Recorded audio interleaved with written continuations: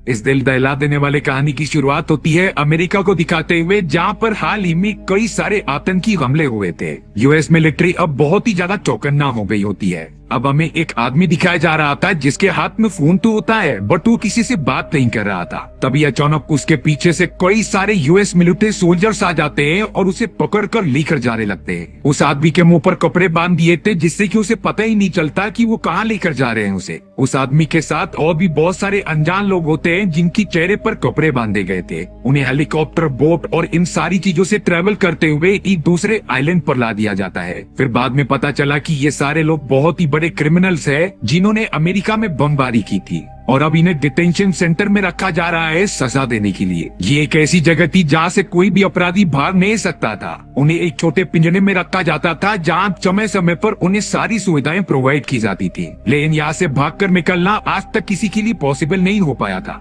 अब इसी तरीके से वहाँ कुछ साल बीत जाते हैं। डिटेंशन कैंप के अंदर कई सारे नए मिलिट्री सोल्जर्स को लाया गया था जो अभी अभी ज्वाइन हुए होते हैं। उन सभी में एक लड़की भी थी जिसका नाम ईवी होता है। ईवी का भी बचपन से सपना था कि वो यूएस मिलिट्री सोल्जर बने और अब शायद उसका सपना पूरा भी हो रहा होता है। वहाँ का कमांडर रैम सभी को रूल्स बता रहा होता है कि तुम सभी को यहाँ पर मौजूद सभी कैदियों पर नजर रखनी होगी जिससे कि वो खुदकुशी ना कर पाए। हालांकि कोई भी कैदी बाहर निकल भी जाता है तो वो चाह कर भी यहाँ से भाग नहीं सकता था, इसीलिए तुम्हें समय समय पर अपने रूटीन को फॉलो करते हुए उनकी जरूरतों का ख्याल रखना है और ये देखना है कि वो खुदकुशी ना कर ले, क्योंकि इनका बयान हमारे लिए बहुत ज्यादा जरूरी है। तब ये रैम को अपने वॉकी टॉकी पर एक मैसेज आ रहा था कि एक कैदी पूरी तरीके से पागल हो चुका है। रैम अपने नए सोल्जर्स में से पूछता है कि क्या कोई ट्राई करना चाहता है एक पागल कैदी को वश में करना। ये सुनकर सभी लोग डर गए थे, लेकिन ईवी ने अपना हाथ उठाया और कहा कि मैं आना चाहती हूँ। अब ईवी को प्रॉपर सूट पहनाकर उस पागल कैदी के पास लेकर आया जाता है। दूसरे सीनियर सोल्जर्स भी वहाँ पर मौजूद थे जो उसे काबू करने की कोशिश कर रहे होते हैं,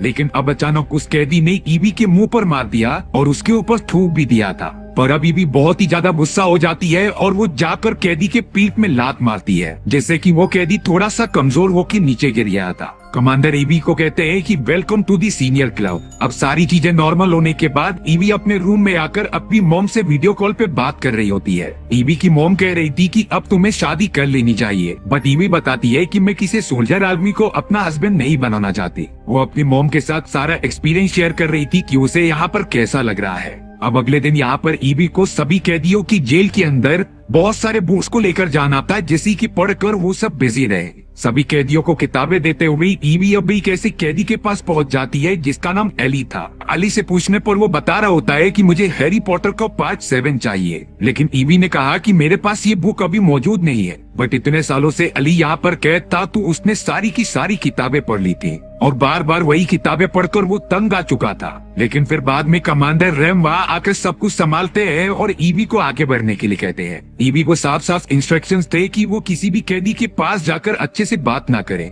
लेकिन एली वहाँ ईवी से लगातार बातचीत करने की कोशिश कर रहा होता है। ईवी भी पता नहीं कि मैं एली से पूछने लगी कि तुम कुरान पढ़ते हो कि नहीं। एली ने बताया कि मैं कुरान क्या बाइबल तो पढ़ चुका हूँ और मुझे वो बहुत ज्यादा अच्छी लगती है। ईवी भी इस बात से थोड़ा खुश हो गई थी, बट तभी अचानक से एली ने उस दरवाजे के छोटे से छेद से अपना पूप निकालकर ईवी के ऊपर फेंक दिया था, क्योंकि इतने सालों से उसी जगह पर कैद रहने के कारण एली की मेंटल कंडीशन खराब हो चुकी थी। सारे सोल्जर्स वहाँ पर आ जाते हैं और एली को पनिशमेंट देने का डिसीजन लेते हैं। हालांकि ईवी के दोस्त उसका मजाक भी उड़ा रहे थे। अब यहाँ एली को सजा देने के लिए कंडीशंस अप्लाई कर दी गई थी। अब ईवी अपने पूरे स्टाफ के साथ पास ही वाले नदी में मोटर बोटिंग करने गई थी, जहाँ पर वो काफी ज्यादा एंजॉय कर रही थी। वापस आने के बाद ईवी जब वॉशरूम में गई तब उसे वहाँ पर बहुत सारे मेंस के अडल्ट कॉपीज मिल रही होती है। तभी उस जगह पर मार्क नाम का एक आदमी आ जाता है। ईवी बहुत ही ज्यादा एम्बेरेस फील कर रही थी, इसीलिए वहाँ से जा रही होती है। बट अब अचानक उन दोनों के बीच क्लोजनेस आ गई थी जिससे कि वो दोनों इंटीमेट होने लग जाते हैं।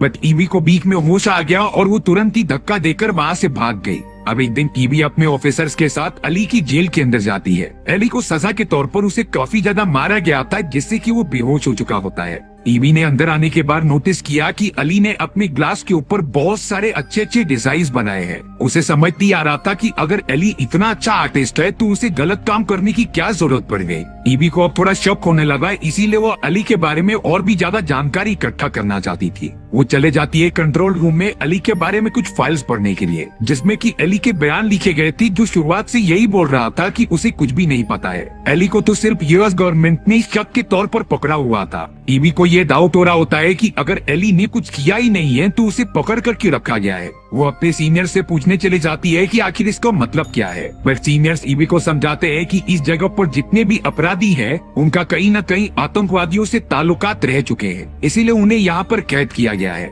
अब एक दिन सारे कैदियों को देख रेख करते समय ईवी ने देखा कि एली पेपर पे बहुत ही हार्ड पजल बना रहा है। वो पजल तैयार होने के बाद एली ईवी को वो देता है जिसे कि वो सॉल्व करने के लिए कह रहा था, लेकिन ईवी कहती है कि ये सारी चीजें रूल्स के खिलाफ है, मैं तुमसे बात नहीं कर सकती और ना ही कोई भी चीज ले सकती। लेकिन एली तो गुस्सा हो जाता है क्योंकि वो तो उससे अच्छे से बात कर रहा था। आखिरकार तुम यूएस मिलिट्री वाले इतने पत्थर दिल क्यों होते हो। बट ईवी प्रोटोकॉल फॉलो करने के लिए वहाँ से चली जाती है। अब उसे यहाँ पर कोई 5 से 6 महीने बीत चुके थे, उसे सारी चीजें पता चल चुकी है, इसीलिए वो एकदम चिल रहती है। अब एक दिन यहाँ सारे कैदियों ने खाना खाने से बिल्कुल मना कर दिया था क्योंकि वो सब स्ट्राइक पे थे। उनके एक फ्रेंड को जिम की एक मशीन चाहिए थी जिससे कि वो तंदुरुस्त रह सके, इसीलिए अब यूएस मिलिट्री वालों को ये करना ही पड़ता है, जिससे कि वो लोगों ने स्ट्राइक बंद कर दी थी। अब ईवी यहाँ पर एली के पास होती है जो एक सेल के अंदर फुटबॉल खेल रहा था। एली कहता है कि मैं फुटबॉल को बिना गिराए 40 बार टच कर सकता हूँ। ईवी ने कहा कि तुम करके दिखाओ। जब एली करता है तो वो आखिरी बार में बॉल को गिरा देता है।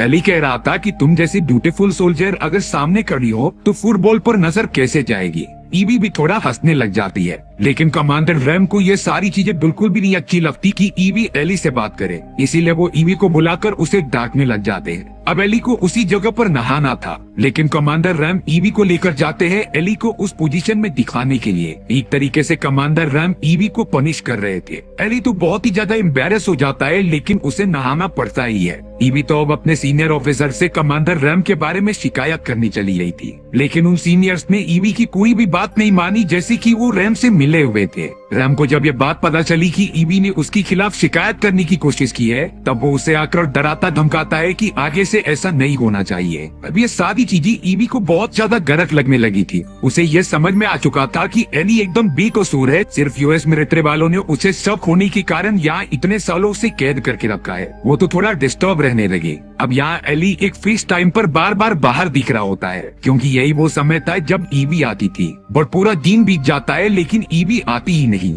एली ने तो एक सोल्जर से पूछा कि ईवी कहाँ पर चली गई है, तब उसे बताया गया कि ईवी की एक दूसरी शिप लग चुकी है जो कि नाइट में होती है। ईवी अब रात को अपनी ड्यूटी करने आ गई थी, जहाँ पर वो एली को सोता हुआ देखती है, पर उसने एली को जगाया नहीं। यहाँ एली तो ईवी की थोड़ी सी आवाज सुनकर पता नहीं कैसे जाग उठता है, क्योंकि उसे शायद ईवी से कुछ बात करनी थी। अब यहाँ हमें देखकर लग रहा था कि ईवी भी कहीं न कहीं एली से काफी ज्यादा क्लोज हो चुकी है। सोल्जर्स को बिल्कुल भी अलाउड नहीं था कि कैदियों से बात करें, लेकिन ईवी एली से बात करती है। एली ने बताया कि वो तो जर्मन में एक आर्टिस्ट था, लेकिन उसे शक के बुनियाद पर बिना किसी सबूत के यहाँ पर लाके कैद कर दिया गया। पर अब वो पूरी तरीके से एकदम फ्रस्ट्रेट हो चुका है, इसीलिए एली ने एक छोटा सा ब्लेड लेकर खुद को मारने की कोशिश की। ईवी एली को बोलती है कि प्लीज तुम ऐसा मत करो, क्योंकि कहीं न कहीं ईवी के मन में भी एली के लिए काफी अच्छी फीलिंग जाग चुकी थी। वो एली को थोड़ा कंफर्टेबल करने के लिए अपने बारे में बताती है कि वो कहाँ से है और उसका नाम क्या है। ईवी ने अपना हाथ छोटे दरवाजे में डालकर एली से वो ब्रेड मांग लिया था, जिससे कि एली खुदकुशी ना कर सके। दोनों पहली बार एक दूसरे को हाथ लगाते हैं और फील करते हैं। ईवी पता नहीं क्यों एली का हाथ छोड़ नहीं रही थी, क्योंकि उसे अंदाजा था कि एली किस दर्द से गुजर चुका है।